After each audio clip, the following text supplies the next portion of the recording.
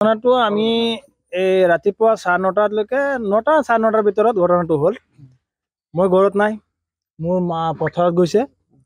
এইখিনিৰ ভিতৰত আহি বিকি বুলি ল'ৰা এটা, তাৰ নামটো এনে সাজিদুল হক, সাজিদুল ইছলাম নে হক কিবা নাম, আমাৰ ঘৰৰে ওচৰত এইখিনিতে।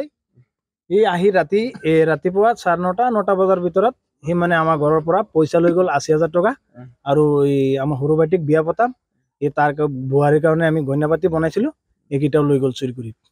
গইনাকেইটা আপোনাৰ 2 জুৰি কাণৰ ফুল, হাতৰ খাৰু, আৰু নেকলেছ বুলি কয় এইবিলাক, চেইন, এইবিলাক লৈ গ'ল।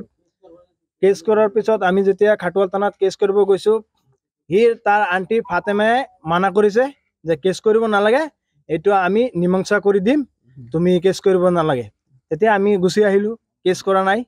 তাত 3 ঘণ্টা সময় লৈছে, 3 ঘণ্টা সময়ত পইচাটো দিব বুলি কৈছে।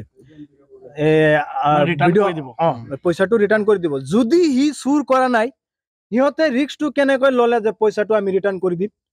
সেইটো যদি চুৰ কৰা নাই, এতিয়া যে কৈ আছে চুৰ কৰা নাই, যদি সি চুৰ নকৰে পইচাটো সিহঁতে কেনেকৈ কৈছিল ঘূৰাই দিব?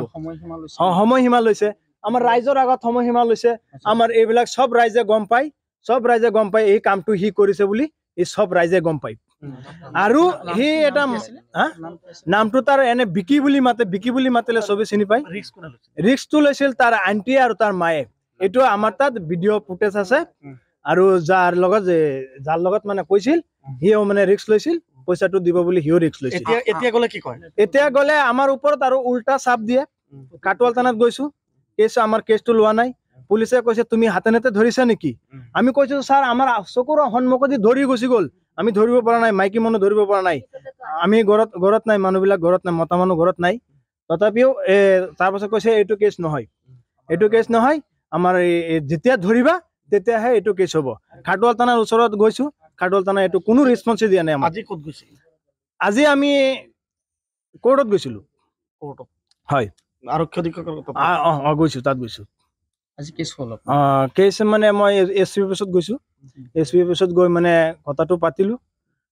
এতিয়া SP ছাৰে কৈছে যে তদন্ত ল'ব বুলি কৈছে। আনুমানিক ধৰি লওক আপোনাৰ কেছটো মোৰ 82,000 টকা, আৰু অলংকাৰ যিবিলাক নিছে প্ৰায় আপোনাৰ লাখ নহ'লে 90,000 মানে হ'ব। এইটো মিছ নাই। বিয়াৰ কাৰণে আমি খুব কষ্টকে, আমি দুখীয়া মানুহ, আমি গইনাকেইটা বনাইছো। এতিয়া আমি ক'ত পাম আৰু কি কৰিম? আপোনালোকে তদন্ত কৰি আমাৰ বস্তুকেইটা ওলাই দিব লাগে। আমি বিয়া পাতি চিনি পাইছো, সাজিদুল আহমেদ।